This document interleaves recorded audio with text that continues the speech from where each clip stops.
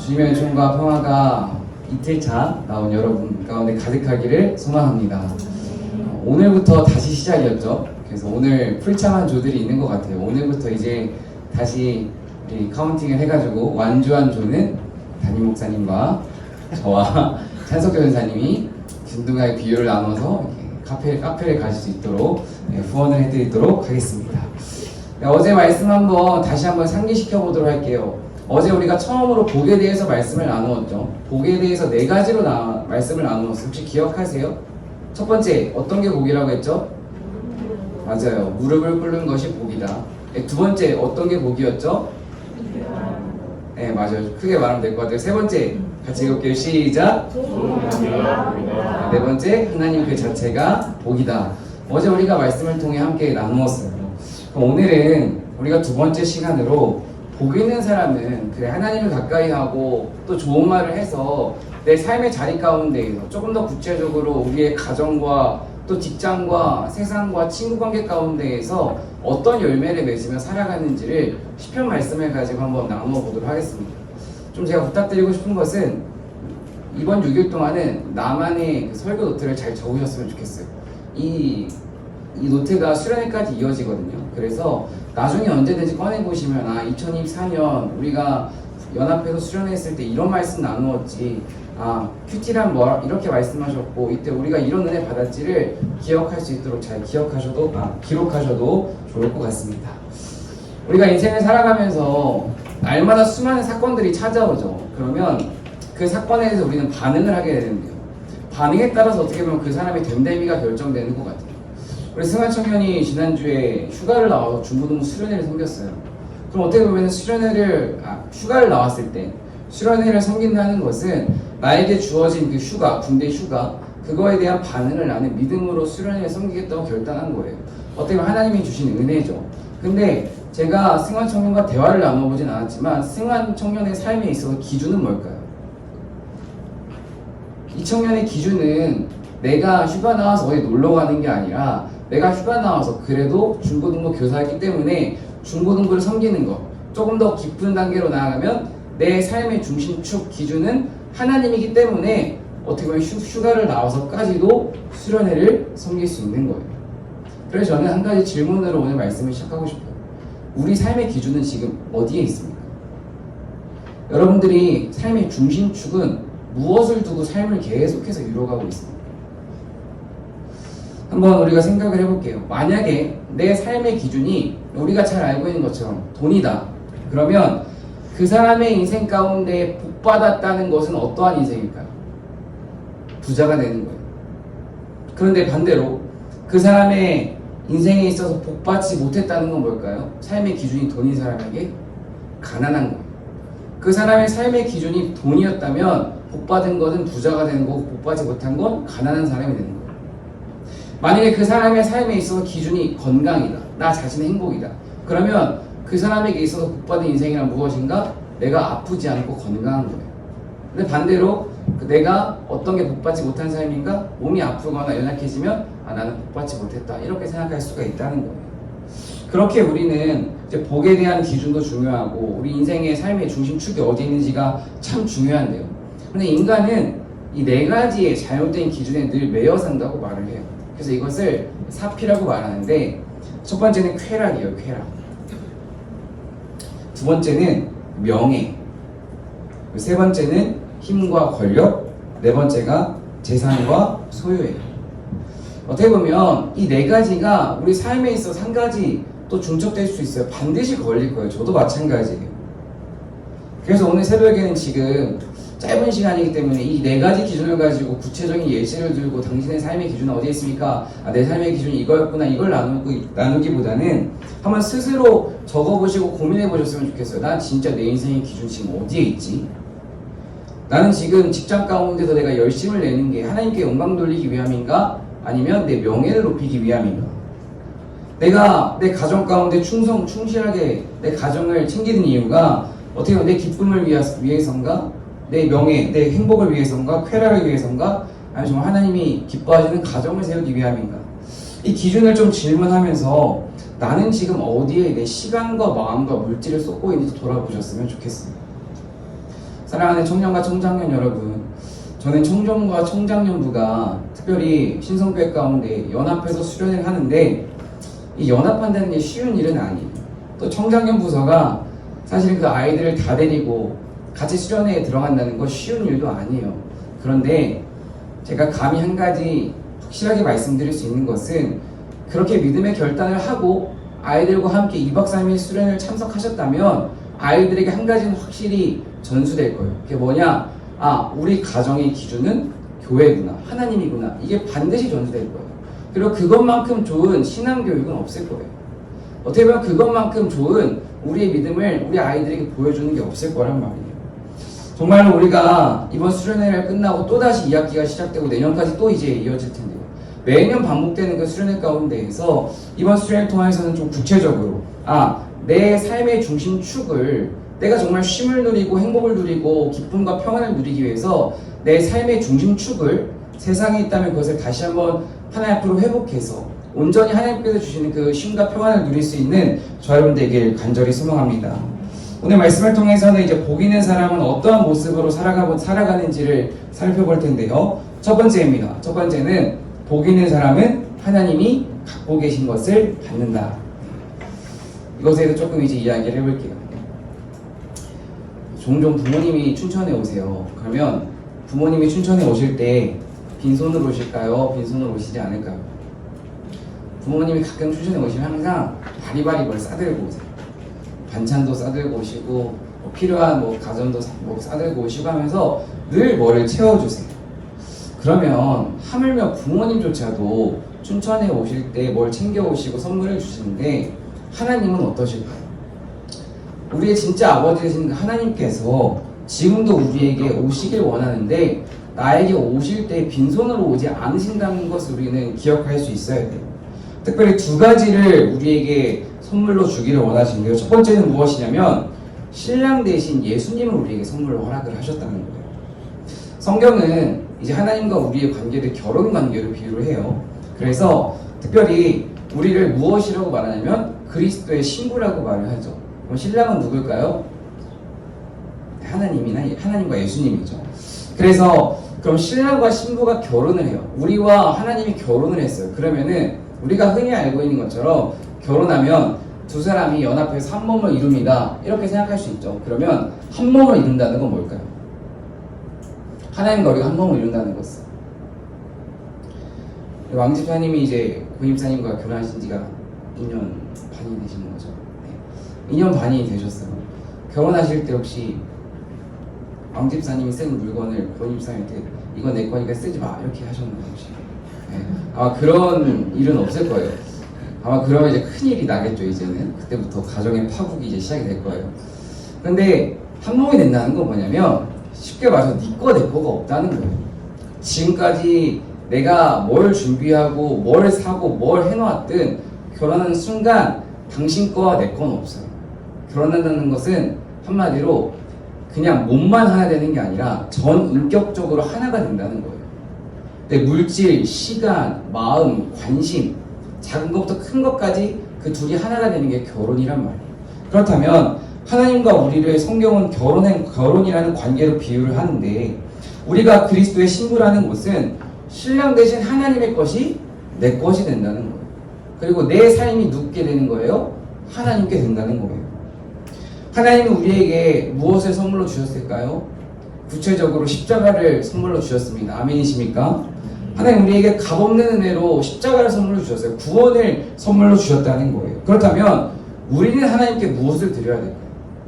나는 지금 값없이 받은 그 십자가의 은혜를 하나님은 나에게 값없이 베풀어 준 그 십자가의 은혜를 내 삶 가운데 나는 무엇을 구분해서 드리고 있냐는 거예요. 정말 우리가 신랑 되신 예수님께서 우리에게 모든 것을 주셨는데 우리 삶 가운데 좀 하나님께 드리는 시간과 물질과 마음과 감정을 아까워하지 않을 수 있는 청년부와 청장년 되길 간절히 소망합니다.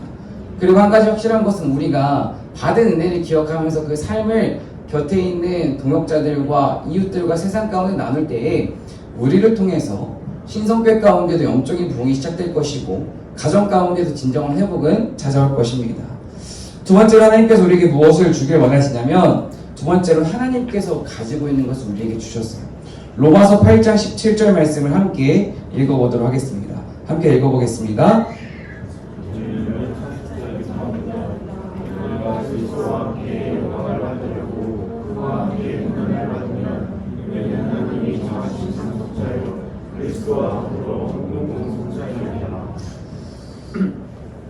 지금 상속자라는 단어가 나왔어요. 그렇죠? 두 번째로 성경은 우리와 하나님과의 관계를 무엇이라고 비유하냐면 이제 아버지와 아들 관계로 비유를 하는데요. 이 상속에 대해서 조금 우리가 개념을 하나 알기 위해서 그 당시 시대 배경을 생각해 봐야 돼요. 지금은 이런 일이 흔치 않은 것 같은데 이 성경이 기록된 시대 당시 배경 가운데 어떠한 문화가 있냐면 아버지가 죽는 순간 그 아버지의 모든 재산은 첫째 아들에게 다 상속이 돼요. 지금은 그렇지 않잖아요. 지금은 뭐 재산 분할도 하고 뭐 복잡한 일들이 다 있는 것 같아요. 그런데 이 당시에는 그런 게 아예 없었어요. 무조건 아버지의 모든 재산은 다 첫째 아들에게 다 상속이 됐어요. 성경은 지금 우리를 아버지와 하나님과 우리의 관계를 아버지와 아들이라는 관계로 말씀하시면서 무엇을 어떠한 단어를 썼느냐? 상속이라는 단어를 썼어요. 우리가 하나님의 자녀가 됐다는 것은 어떠한 축복이 우리 삶 가운데 있는 것인가? 하나님께 다 우리한테 저절로 전해진다는 거예요. 하나님 우리에게 다 모든 것을 다 상속해 주셨다는 거예요. 저는 구체적으로 하나님 우리에게 무엇을 주셨을까 생각을 해보다가 특별히 저는 하나님의 성품이라고 생각을 했어요. 우리가 날마다 이제 매일 성경을 올해부터 신성교회에서 같이 시작을 하고 이제 열심히 큐티를 같이 해나가고 있어요. 근데 큐티에 보시면 늘 이런 질문 하나가 기록되어 있어요. 하나님은 어떤 분이십니까? 그날 하나님께서 어떤 분이신지를 찾아보라는 거예요. 그리고 그게 바로 하나님의 성품이라는 거예요. 하나님은 어떤 분이신가? 심판의 하나님. 하나님은 사랑하시기 때문에 심판하시는 분이다. 하나님은 용서의 하나님. 용서하시는 분이구나. 이러한 수많은 성품이 있어요. 그렇다면 하나님은 우리에게 무엇을 상속해 주셨냐? 십자가의 은혜도 구원의 선물도 주셨지만 하나님의 성품을 우리가 품을 수 있는 선물도 주셨다는 거예요. 한마디로 정말로 우리가 하나님의 성품을 본받으면 우리가 우리의 삶의 자리 가운데에서 흔히 신약 성경에서 말하는 그리스도의 향기를 품으면서 세상 가운데에서 살아갈 수 있다는 거예요. 사랑하는 청년과 청장년 여러분, 우리는 하나님의 성품을 선물로 받은 존재들이에요. 이것을 구체적으로 삶의 자리 가운데 적용해보면 이렇게 생각할 수 있어요. 내 삶에 돈이 없다. 힘들죠. 어렵죠. 하지만 믿는 사람들은 돈이 없어도 행복해 할 수 있어요. 세상 사람들이 바보라고 말할 수 있지만 돈이 좀 없어도 그래도 우리가 기쁘게 살아갈 수 있어요. 왜냐? 첫 번째, 돈이 없으면 하나님 더 의지할 수 있잖아요. 두 번째, 돈이 없으면 하나님이 채워주신 은혜들을 경험할 수 있잖아요. 사랑하는 정말 청년과 청장년 여러분, 때로는 우리 삶 가운데에 부족함이 있다면, 정말 힘든 게 있다면 그것조차도 복이라고 생각할 수 있는 그 믿음이 저 여러분 가운데 있기를 간절히 소망합니다. 그리고 정말로 그 하나님의 성품을 내가 품기 위해서 기도할 때 나의 부족함이 강함이 될 것입니다. 그런데 우리가 좀 이러한 착각은 안 했으면 좋겠어요. 제가 방금 부족함이라는 단어를 이야기했잖아요. 가끔 이제 신앙생활 하다 보면 이러한 중고등부 친구들이 있어요. 목사님 저는 진짜 전사님 저는 열심히 신앙생활 하는데 성적이 안 올라요. 그러면 그 친구한테는 이렇게 말해주고 싶죠. 네가 게으르잖아. 이렇게 말하면 상처받으니까. 그래서 우리가 좀 이런 신앙생활을 하지 않았으면 좋겠어요. 나의 게으르고 나태함 때문에 어렵고 힘든 것을 하나님이 채우실 거야 라는 맹목적인 믿음은 품지 않았으면 좋겠어요. 제가 지난주에도 말씀을 드렸죠. 부모가 해야 되는 건 뭘까요? 열심히 기도했다면, 열심히 주님 앞에 나왔다면 아침밥은 내가 차려야 돼요. 아이들 챙겨주는 거 내가 해야 돼요. 내가 기도한다고 아침밥이 뚝딱 생기지 않아요. 우리도 마찬가지예요. 청년들도. 내가 하나님께 모든 삶을 드렸다고 해서 하나님이 저절로 내 인생을 물론 하나님은 그러실 수 있는 분이지만 하나님은 공평한 분이시기 때문에 세상에 있는 다른 영혼들도 하나님은 관심을 가지고 있으시기 때문에 내가 해야 되는 것에 있어서는 최선을 다해야 된다는 거예요. 이 게으름에 대해서는 조금 목요일날 조금 더 깊이 다뤄보도록 하겠습니다. 두 번째 함께 읽어보도록 할게요. 함께 읽겠습니다. 시작. 복 있는 사람은 어떤 형편에든지 행복할 수 있다. 하나님의 말씀에 다스림을 받는 사람은 무릎을 꿇고 하나님을 찬양하고 좋은 말하는 그 복 있는 사람은 특별히 어떤 형편에서든지 만족할 수 있는 축복이 임해요. 이것을 성경에서는 자족이라는 단어로 우리에게 말을 하고 있어요. 빌립보서 4장 11절과 13절 말씀인데요. 한번 교독을 해보도록 할게요. 내가 궁핍해서 이렇게 말하는 것이 아닙니다. 나는 어떤 처지에서도 스스로 만족하는 법을 배웠습니다.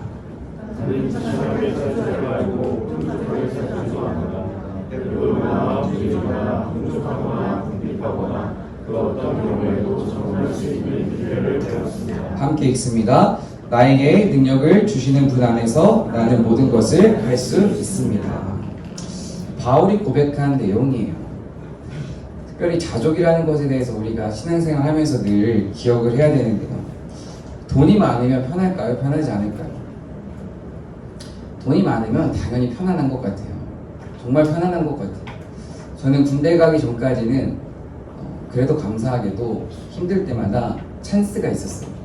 어떠한 찬스였을까요? 가. 급할 때만 써 라고 했지만 급하지 않을 때도 늘 꺼냈죠. 그래서 어떻게 보면 물질에 있어서 걱정해 본 적이 없었어요. 사실 가고 싶은 거, 먹고 싶은 거, 사고 싶은 것에 대해서 고민한 적이 참 없었던 것 같아요. 그런데 군대를 갔다 오고 나서 저희 가정 가운데 큰 어려움이 찾아오면서 어떤 일이 생겼냐, 그 카드가 사라졌어요. 그리고 모든 등록금부터 시작해서 모든 삶의 재정들을 제가 감당해야 되는 시기가 찾아온 거예요. 그래서 그때 제가 느낀 게 뭐냐면 돈이 없으니까 삶이 비참해지더라고요. 교재를 사야 되는데 교재 살 돈이 없다. 학교에서 점심시간에 밥을 먹어야 되는데 그것에 대해서 내가 뭘 먹을지 돈을 계산하고 있다. 잔액을 보면서 따져야 된다. 이게 하루가 아니라 한 학기가 이어지고 길어지니까 점점 비참해지더라고요. 그런데 제가 그 시간을 겪으면서 한 가지 확실하게 깨달은 건 뭐냐면 돈이 있다고 삶이 절대 행복한 게 아니고 돈이 없다고 삶이 불행한 것도 절대 아니라는 거예요. 아까도 제가 말씀드렸지만 돈이 없으니까 사람이 그렇게라도 하나님을 더 의지하게 되더라고요. 정말로 삶에 있어서 건강에 어려움이 찾아오니까 그것 때문에라도 하나님을 더 붙잡게 되더라고요. 사랑하는 청년과 청장년 여러분, 우리 삶 가운데 하나님이 우리 삶의 중심축에 있으면 없는 것도 복이고 있는 것도 축복임을 믿으시길 간절히 소망합니다. 없다면 하나님을 의지할 수 있는 기회를 삼으시고, 있다면 나의 소유를 내 것이 아니기 때문에 누군가를 섬길 수 있는 의무로 생각하셨으면 좋겠습니다. 하나님 우리에게 이웃을 사랑하라고 말씀하셨습니다. 사랑하라는 것은 그냥 사랑해 말하는 게 사랑하는 게 아닙니다. 사랑한다면 내 것을 아낌없이 줄 수 있어야 됩니다. 이 흘러감이 특별히 청장년 가운데 또 청년 가운데 있기를 간절히 소망합니다. 다시 돌아와서 중요한 것은 무엇이냐, 자족에 있어서 내 마음에 무엇이 있는가요? 내 마음에 하나님이 없다면 자족할 수 없어요. 내 마음에 하나님이 없다면 있을 때 행복해하고 없을 때 불평할 수밖에 없어요. 좀 우리의 신앙을 좀 돌아봤으면 좋겠어요. 우리의 신앙생활 가운데 중심축에 하나님이 있습니까? 하나님에게는 관심이 없고 하나님이 주실 수 있는 축복들에만 관심을 두고 기도하고 있지는 않습니까? 문제 해결에만 관심이 있고 하나님은 어떤 분이신지에 대해서는 관심이 없지 않습니까? 정말로 목마른 사슴이 신의 물을 찾듯이 어떤 형편이든지 하나님만을 찾고 구하며 자족의 삶을 살아갈 수 있는 그 믿음이 여러분 가운데 있기를 간절히 소망합니다. 세 번째 함께 읽어보도록 하겠습니다. 함께 읽겠습니다. 복 있는 사람은 세상을 환대해야 한다.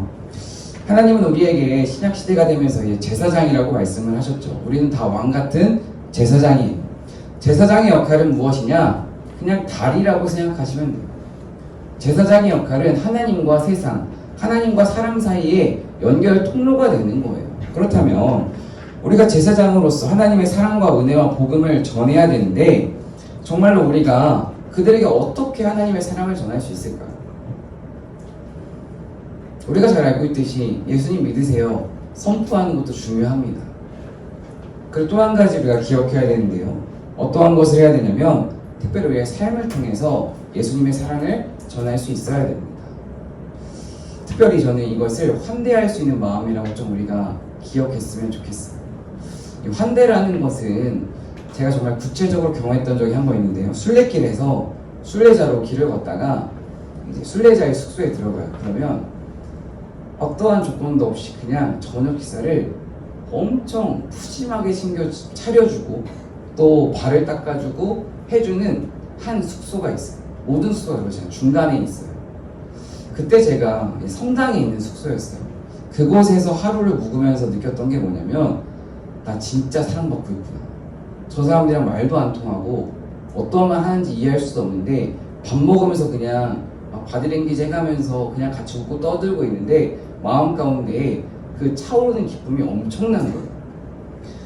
사랑하는 청년과 청장년 여러분, 환대란 무엇입니까? 알지 못한 이들을 향해서 두 팔 벌려 환영하는 거예요. 우리가 공동체로서 계속해서 세워져 가고 있는데 환대라는 것을 기억하기 위해서 계속 우리가 끊임없이 기억해야 되는 것이 뭐냐면 우리의 울타리가 높아지면 안 된다는 거예요. 우리가 열심히 모이고 분위기가 좋아지면요 저절로 우리의 울타리가 높아져요. 이게 어떤 말이냐면 새로운 사람이 왔을 때에 그 문턱을 넘기 어려울 수 있다는 거예요. 우리는 그냥 우리끼리 좋아가지고 모여서 이야기하고 있는 거, 우리끼리 시간 보내고 있는 건데 누군가는 그 모습을 보면서 나는 저기 들어가기 어렵겠네? 라고 생각할 수 있다는 거예요. 그래서 교회 공동체는 환대하기 위해서 늘 우리의 모습을 점검해 봐야 돼요.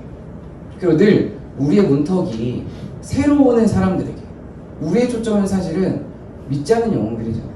영혼 구원하기 위해서 그 문턱이 계속 높아지고 있지는 않나? 그들이 처음 왔을 때 그들이 정말 우리 예배를 통하여서 우리의 대화를 통하여서 하나님이라는 분을 만날 수 있나? 이것을 고민해야 된다는 거예요. 진정 두 팔 벌려 환영하고 축복해주고 기도하며 사랑을 나눌 수 있는 우리 이음과 다음 되길 간절히 소망합니다. 네 번째는 복 있는 사람은 죄를 멀리한다는 건데요. 시편 1편 1절 말씀을 함께 읽어보도록 하겠습니다. 함께 읽겠습니다.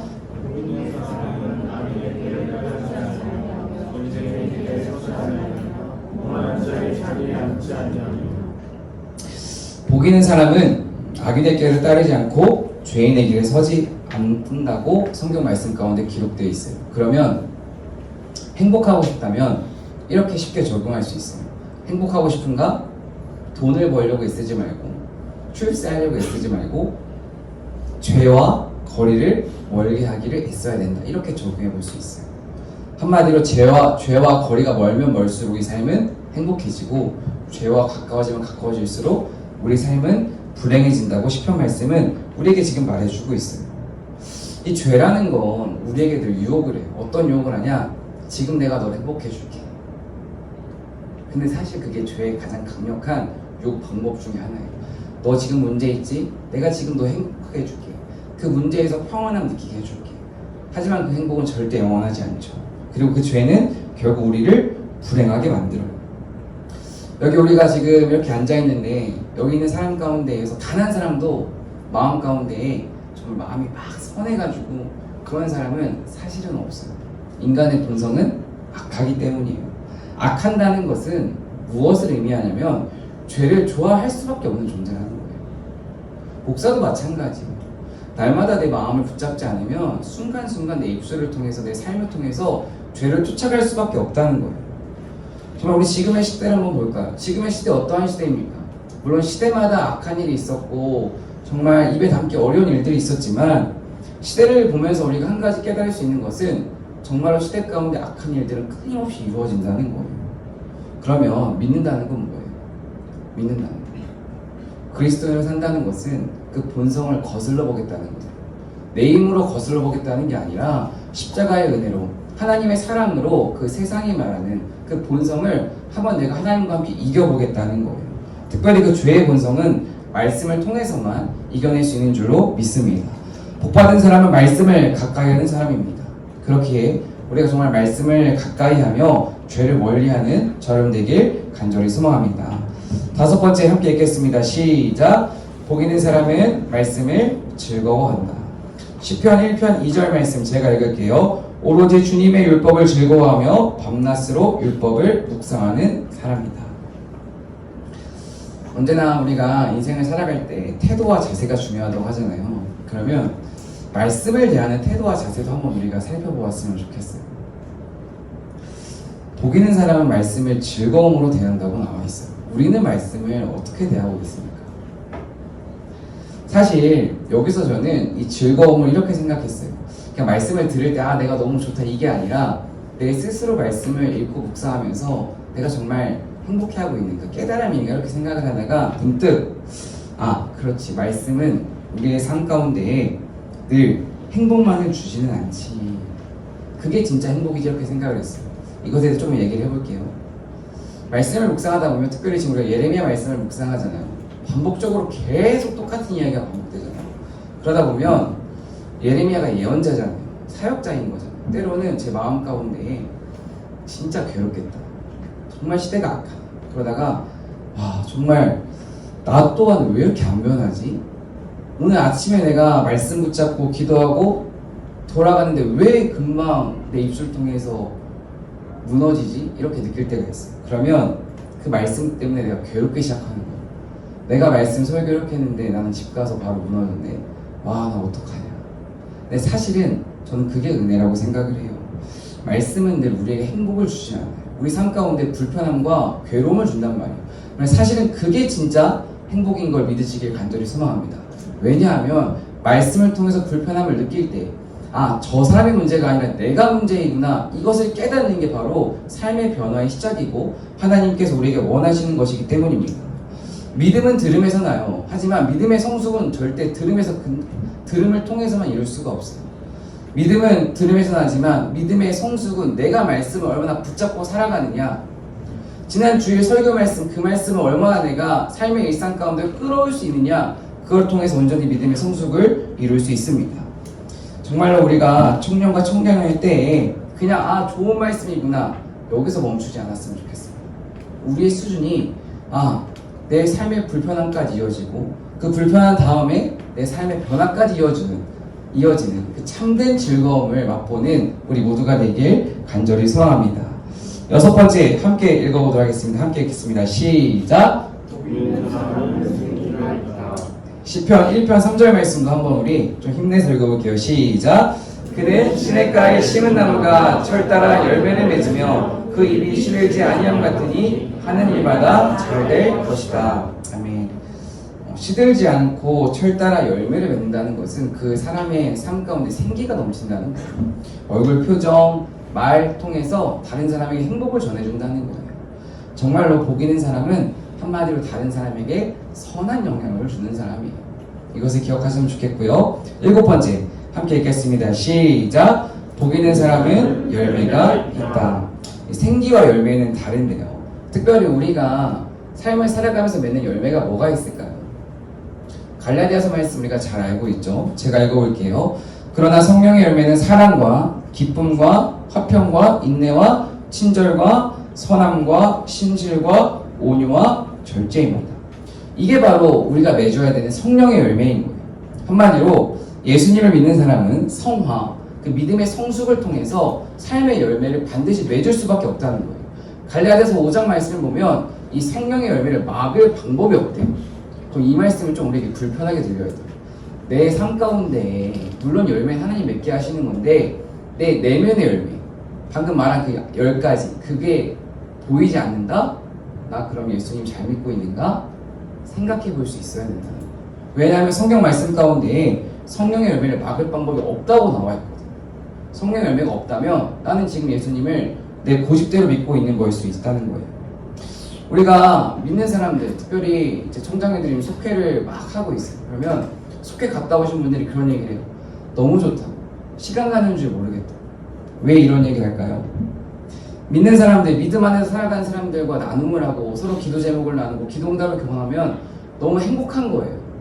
너무 기쁜 거예요. 마음 행복이 가득한 거예요. 그런데 그 이유는 왜 그럴까요? 저는 속회 인도자분들이 그 속회 모임에서 진짜 기도했기 때문이고, 그 속회 인도자분들이 그 속회 모임과 속도원들을 기도했기 때문에 맺는 열매라고 저는 생각을 해요. 무엇을 말씀드리고 싶냐면 내가 맺은 성령의 열매는 나로 끝나지 않는다는 거예요. 반드시 나와 함께한 이들에게 전해진다는 거예요. 이 열매를 날마다 풍성히 맺는 저 여러분 되길 간절히 소망합니다. 8번째입니다. 함께 읽겠습니다. 시작! 복 있는 사람은 앞으로 나아간다. 시편 1편 3절 말씀에 보면 하는 일마다 잘 될 것이라고 나와 있어요. 이 잘 되다라는 단어가 원어로 보니까 형통하다더라고요. 형통하다. 형통하다는 또 히브리어로 찰라의인데 이 찰라의라는 뜻은 앞으로 나아가다예요. 사람에게 있어서 무서운 것은 시간이 지나서 적응하다 보면 안주해요. 고인물이 되기가 쉽다는 거예요. 지금 현상에 만족하면서 더 이상 새로운 것을 받아들이기를 어려워해요. 그런데 하나님은 분명히 말씀하세요. 우리는 고여서는 안 된다. 계속해서 앞으로 나아가야 한다.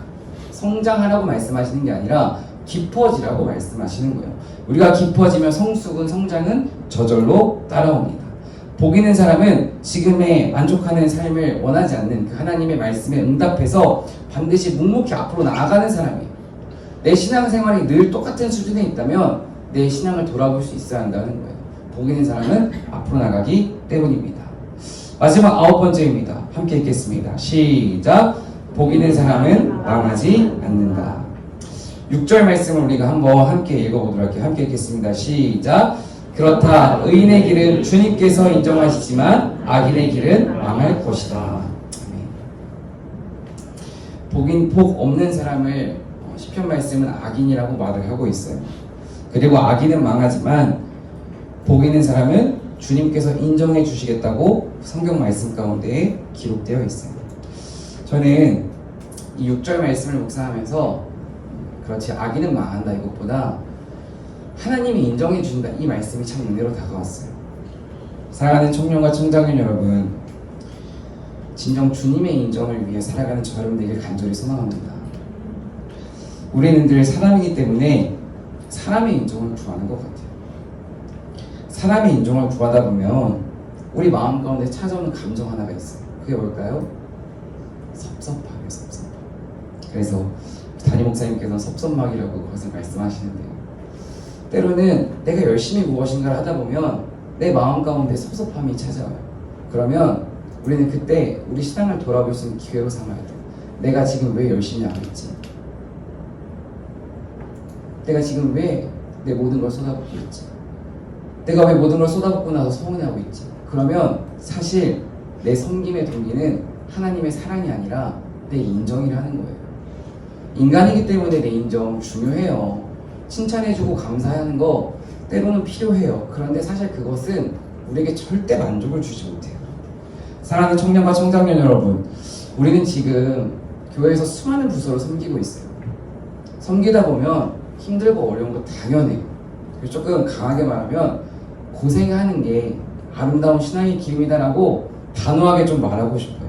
그런데 우리의 모든 수고와 아픔을 하나님이 인정해 주시기 때문에 그 하나님의 완전한 인정을 기억하면서 지금 우리가 서 있는 그 섬김의 자리를 포기하지 않는 청장년과 청년 되길 간절히 소망합니다. 그리고 무엇보다 하나님께 인정받는 삶이 진정 아름다운 삶입니다. 오늘 말씀을 마무리하겠습니다. 오늘은 복 있는 사람이 어떻게 살아가는가 이야기를 나누었는데요. 중요한 것은 이제부터예요. 이제 설교 끝나고 세급줄이 모여서 2분 동안 기도 제목 나누고 10분 같이 55분까지 기도를 할 건데요. 하나님, 어떻게 제가 하나라도 붙잡고 적용할까요? 어떻게 살아낼까요? 하나님께 물어보시면서 정말 일단 믿음의 결단은 오늘로 하세요. 하나님, 제가 오늘 이것 중에서 하나 한번 실천해 보겠습니다. 복 있는 사람은 열매가 있다고 했는데 내가 지금 힘들어하고 있는 우리 속도원 또 직장 동료에게 내가 한번 온유의 열매를 맺어보겠습니다. 저 사람이 나를 아무리 뭐라고 내가 끝까지 온유한 마음 품보겠습니다. 이렇게 구체적인 결단으로 삶의 열매를 도전해보는 저 여러분 되길 간절히 소망합니다. 기도하겠습니다. 내 아버지 그 품 안에서 내 영혼은 안전합니다. 주 손길로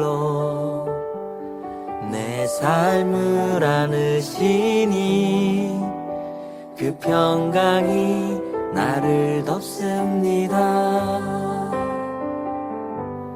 내 아버지 그 품 안에서 내 영혼은 안전합니다. 주 손길로 내 삶을 안으시니 그 평강이 나를 덮습니다. 나 비록 넘어지며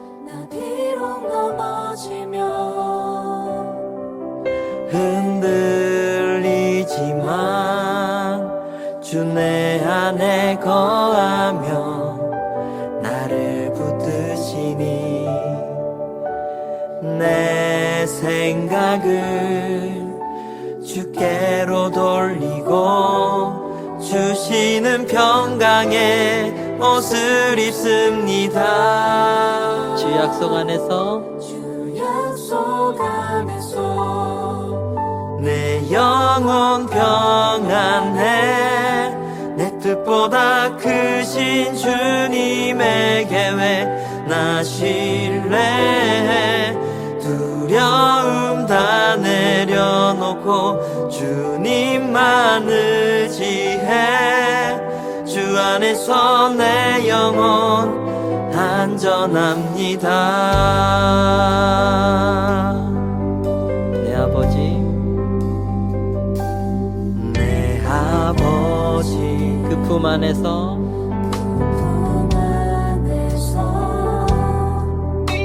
내 영혼은 안전합니다. 주 손길로 내 삶을 안으시니 그 평강이 나를 덮습니다. 나 비록 넘어지며 흔들리지만 주 내 안에 거하며 나를 붙드시니 내 생각을 주께로 돌리고 주시는 평강의 옷을 입습니다. 주 약속 안에서 내 영혼 평안해. 내 뜻보다 크신 주님의 계획 나 신뢰해. 두려움 다 내려놓고 주님만 의지해. 주 안에서 내 영혼 안전합니다. 주 약속 안에서 내 영혼 평안해. 내 뜻보다 크신 주님의 계획 나 신뢰해. 두려움 다 내려놓고 주님만 의지해. 주 안에서 내 영혼 안전함. 다시 한번 주 약속 안에서 내 영혼 평안해. 내 뜻보다 크신 주님의 계획 나 신뢰해. 두려움 다 내려놓고 주님만 의지해. 주 안에서 내 영혼 안전합니다. 두려움 다 내려놓고 주님만 의지해. 주 안에서 내 영혼 안전합니다.